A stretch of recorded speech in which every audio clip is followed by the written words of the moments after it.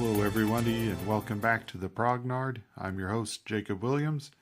I'm shooting this video at the request of Trever Bender, the designer of Labyrinth The Awakening, the expansion for Labyrinth War on Terror.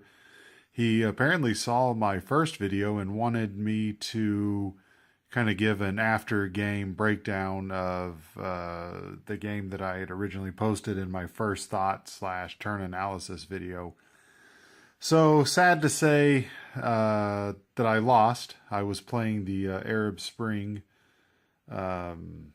scenario, which is the tournament scenario, one pass through of the deck.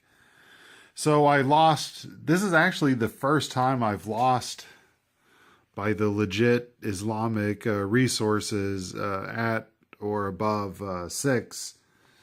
Usually when I lose against the old flow chart, it's usually because I'm not able to make any traction and not get my score high enough. So I'm going to say right off the bat, the new jihadist bot is very difficult, very challenging. How did this game go with the post-turn analysis? I felt like everything was going great in the first half of the deck. Now remember, in the Arab Spring scenario, you seed the deck in such a way that all of the awakening stuff kind of happens first, and then all of the Civil War type events happen last. And I would say a lot of this kind of played out how it did in real life. I had a lot of countries get a lot of awakening markers, and I felt like I had a lot of momentum, and I thought I had the game in the bag, and I was thinking the expansion was going to be very easy. But then like take for instance in where's Yemen. At one point in the game I had 3 awakening markers and no reaction markers, and I had a couple of militia there at one point in the game. And then the jihadist bot was able to plunge it into Civil War, which immediately took away all the awakening markers and stuff like that. And then through a series of cards and attritions and everything, Yemen ended up going to Islamic rule. All right. And like I said, within the first turn or two, I thought Yemen was mine for sure. All right. And then, unfortunately, Pakistan went into Islamic rule. So the jihadists had WMDs. They actually got one to go off in Algeria, Tunisia, which put my prestige in the tank for pretty much the rest of the game. I had a lot of countries go into Civil War, which was kind of crazy. Mali went into Civil War. Syria went into Civil War through the play Free Syrian Army, which I thought was highly thematic. Iran went into Civil War. I had to plunge Afghanistan into Civil War because it had 5 awakening markers to my 2, and I had no way of stopping that by placing more awakening markers because I'd already passed that point in the deck where I was going to draw some. So I thought my only hope was to plunge it into Civil War and hopefully get good dice rolls and win the attrition game there.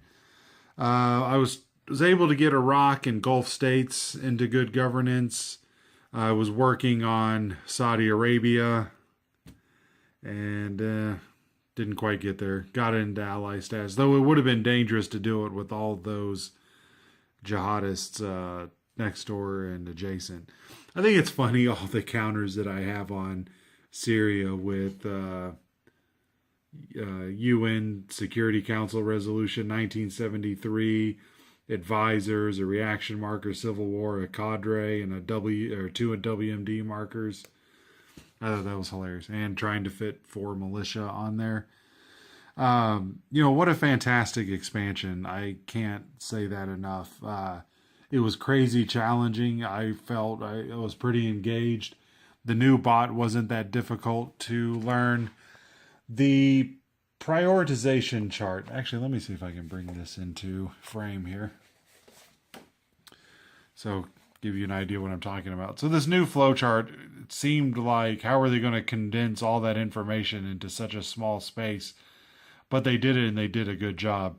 This priority table takes a little bit to get used to, and maybe so does this operation priorities flowchart, but not too bad. And then as a bonus, you have a lot of the end of turn stuff and some charts on the back of this player aid. So it actually ended up being a really good player aid. Yeah, I don't know what else to say about this. I lost the game, I guess, by just not. I think I ultimately lost the game because I didn't concentrate enough on cell removal. Typically, when I play the base game, Major Jihad just typically isn't much of a problem. And I think it's a lot more of a threat here. And also, I didn't even mention this. What put the game over was Egypt went into Islamic rule because it got 3 reaction markers into it. And I just wasn't able to handle it all game. So pretty much all game, it just slowly went into Islamic rule due to reaction markers during the polarization phase. They just added, there's just so many more fires that you have to deal with that it's hard to deal with them all. And it's a lot more challenging than the base game. And in a way, I almost don't even see this as an expansion. You're almost getting a completely different game. And like I said in my first video, I love how it's all Obama administration stuff, because that's when I started really following politics and all that. So seeing the Edward Snowden card and seeing like, okay, it sets Russia to the opposite posture of the U.S. and then it sets Germany. Oh, why does it set Germany? Oh, yeah, that's because Snowden leaked that we were spying in on Angela Merkel. So that was really cool. Like, great job to Trever for doing a lot of the research on this and making it highly thematic. And it puts me in touch with the game in a way that I don't think I can do with the base game because I didn't follow politics and things like that during the Bush administration. So, yeah, I guess I don't know too much else to say. This is a very dynamic. I just realized I said I don't have too much else to say, but here I am continuing to ramble. Let me wrap it up with this because the wife's on me to go spend time with her and get out of the war room. I like this because it's a very dynamic game. Things will turn on a dime. I think it has the dynamics of a Twilight Struggle game, where I don't think the base game was quite as dynamic, or maybe I haven't played it enough. I can't think of a single mechanic that was introduced that I don't like.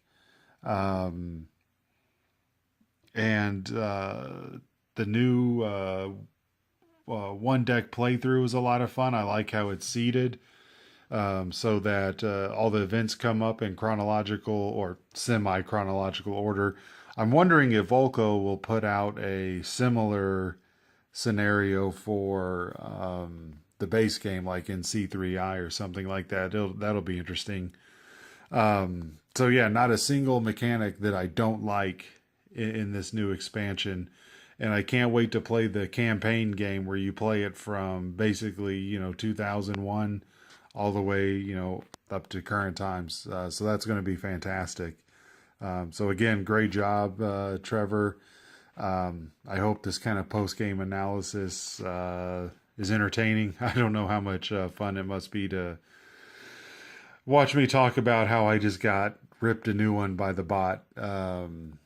So anyway, I'll go ahead and end this video. Thanks a lot, Trever, for all your hard work on this. And thanks all of my viewers for watching.